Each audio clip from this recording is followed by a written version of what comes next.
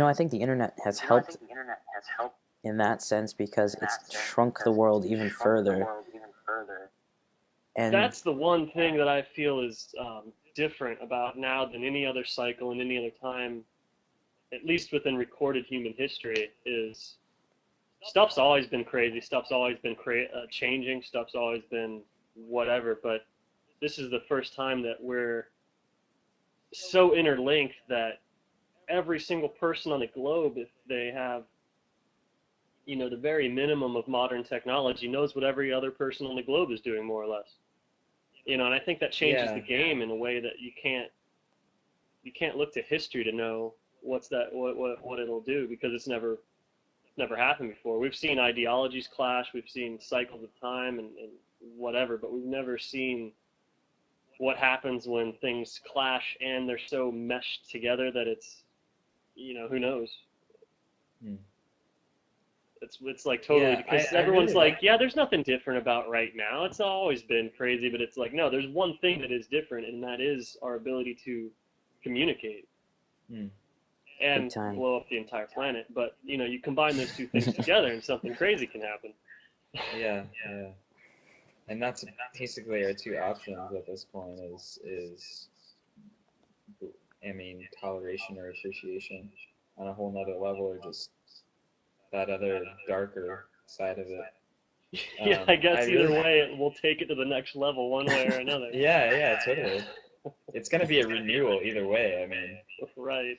but I really liked what you were saying in that video about karma, our karmic relationship that Yeah. technology actually forges and reinforces. And I also appreciate your ability to not have a westernized, watered down version of the conception of karma. So maybe if we want to rehash that, because I really liked that video a lot. I was touched by it. I think it's that personal standpoint that you brought in as well is really key.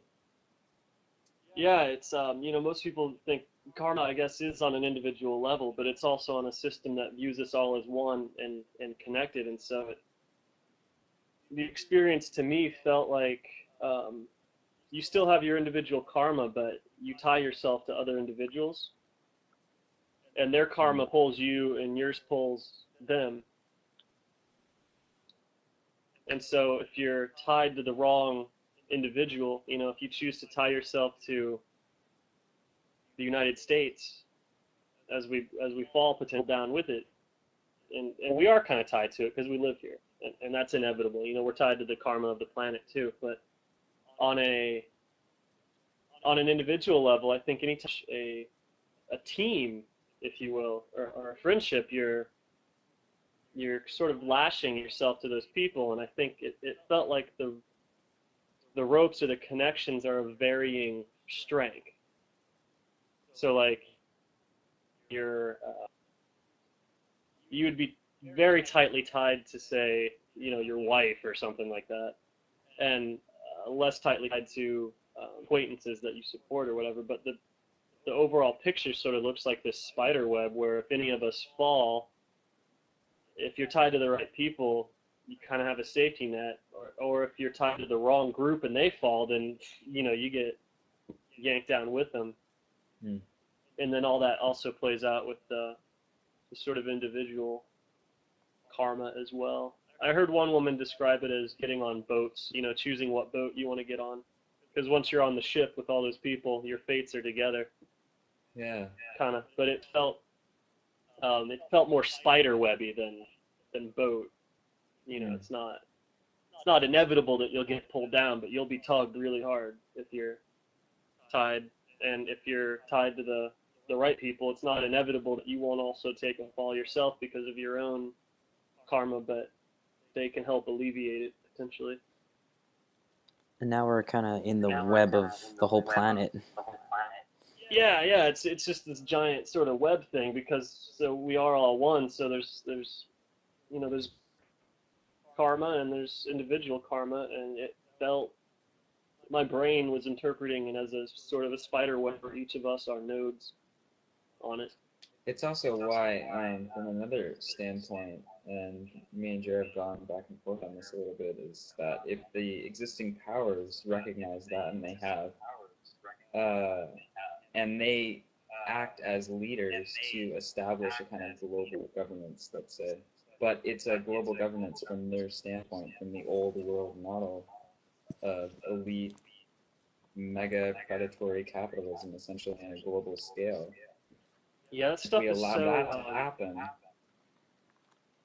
it gets very dangerous.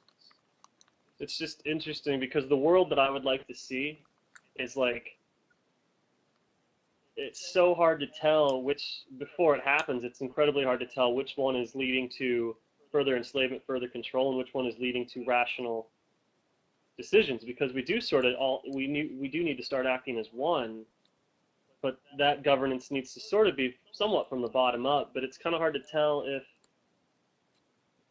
Yeah, I mean, the best way to distinguish it is who is making these policies. Is it the same people that have arguably the mega corporations and the most powerful people in the world have not led us to a very good place?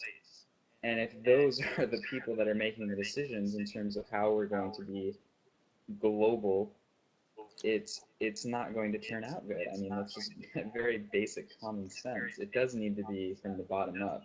And that means a whole entirely different new way of system. thinking. Right. And being. You know, some of the people that I respect that have analyzed that, which is the Venus Project guys and Charles Eisenstein. They're basically relying on a complete crash of this current system so that those new ideas, that complete change of being that we're talking about, just seems like common sense, which is kind of sad, but it seems like that might be where we have to go to have that change of being, because if people don't, until people don't have anything left to hold on to, then they're not going to embrace. Like we'll hold on to the old till the end. Yeah, sort of. What needs to happen with the internet is right now, it's basically controlled by a virtuous, you know, the mandates of the internet still serve the capitalistic enterprises for the most part and continue to do so. So in order for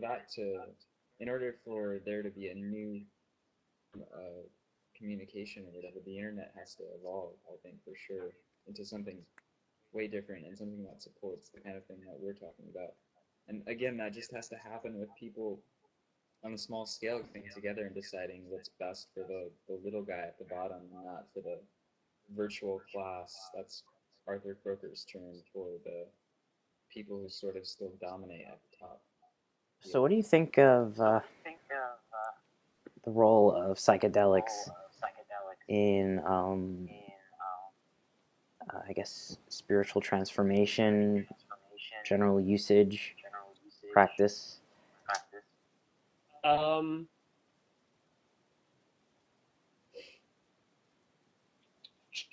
I think they can take the place of a guru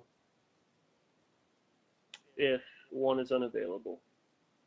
The metaphor that I work with, I guess, with them is they kind of pop your energy up the same way that hanging out with an accomplished master, so to speak, makes things much easier for you to realize. But they need to be treated with that same amount of respect, and you need, if people are going at it alone, you know, they need to be doing, you know, tons of reading, and you have to change your life according to realizations. Like I use you know, mushrooms a lot in my practice, but so I had a roadblock before I changed my life, not just, you know, my meditation. So I was just doing meditations and mushrooms and getting all these insights and progress for a while, and then kind of fell flat on my face until I started living and acting and thinking differently all the time. And so without that understanding, I think they lead to, like, if you don't